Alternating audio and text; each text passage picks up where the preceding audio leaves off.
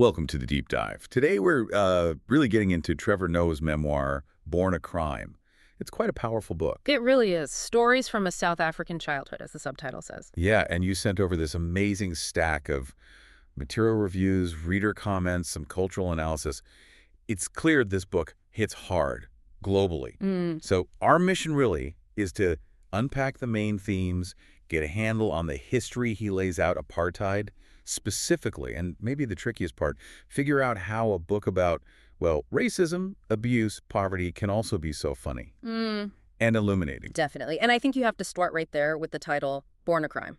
It's not just a catchy phrase, it's the legal reality for him. Under apartheid's Immorality Act, his parents' relationship, his black mother, his white father was illegal. His actual birth was evidence of a crime. Exactly. The sources really stress this. His existence put his parents in serious danger. Yeah. If the authorities found out, the consequences could be, well, severe. Dangerous consequences is the term used. Okay, let's dig into that system, apartheid. Because the historical context he provides is just chilling. He mentioned something interesting, how unlike, say, German kids learning formally about the Holocaust, he wasn't really taught about apartheid systematically in school in South Africa. Yeah, it was just the air you breathed, the system you lived under. The institutional racism was everywhere, but maybe not always explicitly named in the classroom in the way you might expect. So how did this criminalization of his very existence play out day to day? Well, it hit right from the start, his childhood. The sources are clear. Because he was mixed race, visibly the product of an illegal union, he couldn't just go play outside. Couldn't play outside. Not freely, no. Right. There was this constant risk. If the police saw him, he could be taken away, sent to what they called a colored orphanage. God, that's a terrifying thought for a parent or a child. Yeah. That constant vigilance. It really was. The fear was pervasive. His mother, Patricia, had to be hyper-aware. He tells these just unbelievable stories, like having to hide him instantly if police appeared. He uses that phrase, she'd sometimes have to drop him, like a bag of weed. Drop him. Wow. Yeah. Hide him, quickly, pretend he wasn't with her. And the secrecy, it ran deep. Even his birth certificate It had to be faked. contained completely false details, according to the sources. And this stuff lingers, you know? Even later as an adult, the system's impact is there. He talks about being arrested just for being black while driving. That was the actual reason given. Literally the reason the officer gave him. It just shows how deep those attitudes ran, even as laws maybe started to change on the surface. The whole classification system itself sounds absurd. He really gets into that, doesn't he? The complexity of it all. Oh, absolutely. It wasn't just black and white. The regime created all these categories, black, colored, for mixed race people. And the colored group actually had slightly more rights than the black group, right? Which seems incredibly perverse. Exactly. And Noah and the analyses we looked at, they emphasize this wasn't accidental. It was a strategy. To divide people. Precisely. Pit groups against each other. Keep them focused on these small differences in privilege so they wouldn't unite and challenge the actual power structure, the white political class running the show. It's classic divide and rule, really weaponized. And it got even weirder with foreigners, didn't it? The classifications there were just... Completely arbitrary. Yeah. You see this highlighted in the analysis. Like, Japanese people were often classified as white. As white. Why? Presumably for economic or trade reasons, right? It gave them privileged status. But then Chinese people are classified as colored. So different Asians, different classifications Right. based on, what? Politics. Seems like it. Based entirely on the whim of the ruling class, dictating where they could live, work, everything. It just underscores the sheer irrationality underpinning the whole cruel system. Okay, so if apartheid is this cold, oppressive force in the book, the heart and soul, the absolute core, is his mother, Patricia Nyong'o. Without a doubt. Every source, every review calls the book a love letter to her. They talk about her strength, her ferocious spirit. She sounds incredible. Yeah. Especially given the circumstances of his birth. Her commitment was profound. Despite the illegality, the danger, she made sure he knew he was loved and wanted. The sources suggest this was foundational for him, giving him a core of confidence despite, technically being illegal. She sounds like a real force of nature, teaching him independence, respect. Absolutely. But, and this is where the story gets really complex and, frankly, difficult. You mean her marriage? Yeah. This incredibly strong, independent woman ends up marrying a man, Abel, who becomes abusive. physically abusive. Yeah. To her, to Trevor, to his younger brother. That's hard to reconcile. The sources must grapple with that, right? Yeah. How someone so strong could end up in that situation. They do, and it's one of the book's most powerful, if painful, insights.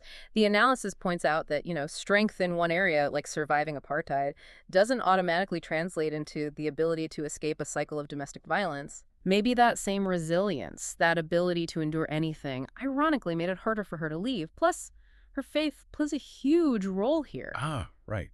Her faith is mentioned a lot, described as really unwavering, even through incredible hardship. Deeply religious, which gave her immense strength, absolutely. But perhaps, the analysis suggests, it also contributed to her enduring the abuse, believing she could pray her way through it, or that it was a test she had to bear. And all this builds towards that climax, the shooting. Yeah. The narrative arc really leads up to that horrifying moment when Abel shoots her. It's incredibly heavy stuff. Institutional racism, poverty, domestic violence, attempted murder. How on earth does he keep it from being just crushingly depressing? Where does the famous humor come in? That's the genius of it, isn't it? And the sources argue the humor isn't just tacked on, it's integral. It was a survival tool, something his mother taught him to. So it's not about making light of the trauma. Not at all. It's about making it bearable, allowing the reader, and maybe himself, to process the horror without being completely overwhelmed. It provides perspective, allows you to breathe. And he uses these specific stories, these almost standalone comedic bits. Readers call them banger stories. Exactly. Yeah. Like the whole incident with the poop in the trash can, I thought was some kind of curse. Oh my God, yes.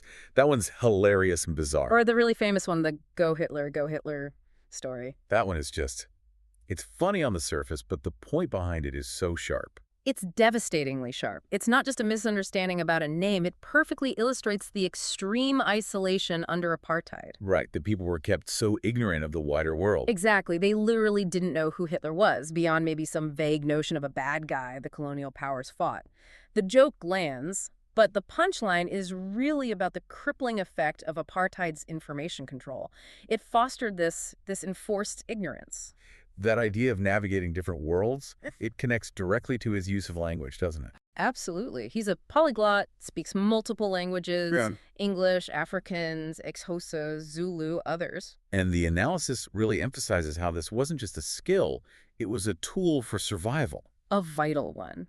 In a society designed to segregate, language allowed him to move between worlds, as the sources put it, to connect with different groups, to blend in, sometimes just to avoid trouble. It was his bridge, his camouflage. Which brings us to something almost all the sources mention, something quite specific about how people experience this book. Ah, yes, the audiobook. The audiobook. The consensus seems overwhelming. People don't just recommend it, they insist on it.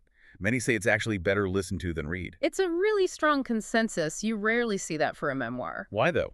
Is it just because he's famous, a performer? That's part of it, but it goes deeper. The sources say it's about the performance. First, yeah, he's a comedian. His timing is impeccable, and that lands the humor perfectly. Okay, that makes sense. But more than that, it's the voices. He performs all the accents. His Swiss father's accent, the different accents of various South African groups. And his mother's voice, right? People specifically mention hearing her scolding Trevor. Exactly. Hearing that voice, the voice that shaped his childhood, apparently brings the character to life in a way print just can't capture. He shifts between her voice, his friend's voice is his own narration.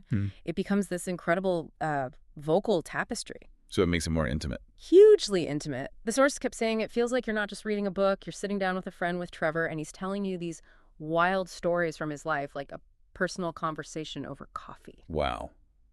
That kind of connection, achieved through narration, it really speaks to his skill as a storyteller across different mediums, not just on stage or TV. Definitely. It elevates the audiobook from just a reading to a unique performance piece. Oh, okay, so we've covered a lot. We went from the systemic cruelty of apartheid, its bizarre logic, its psychological impact. Then dove into the personal core, Patricia, her strength, the contradictions, the resilience. All framed by Noah's unique blend of sharp observation and, yes, humor, delivered, ideally in his own voice. And the key takeaway, looking at the analysis, is how universal this very specific story feels. The experiences are South African, obviously, but the lessons resonate. About what, specifically? About the enduring legacy of institutional racism, how it shapes lives long after laws change, about the complexities of mixed-race identity. The sources suggest readers see parallels everywhere, including the U.S. right now. So it prompts reflection on our own societies, which leads to a final thought, maybe. The sources often describe Noah now, in his U.S. career, as this insightful outside observer. Right. Knowledgeable, often critical, but with a certain distance. So here's the question to ponder.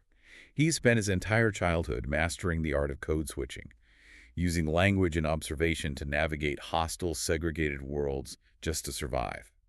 Is his current ability to be that balanced, critical, outsider observer of American culture a direct result of those survival skills honed under apartheid? That's interesting. Did being forced to be the ultimate outsider then make him uniquely skilled at observing any culture from the outside now? Yeah. What can you only truly see when you've spent your life learning to navigate from the margins? Something for you to think about.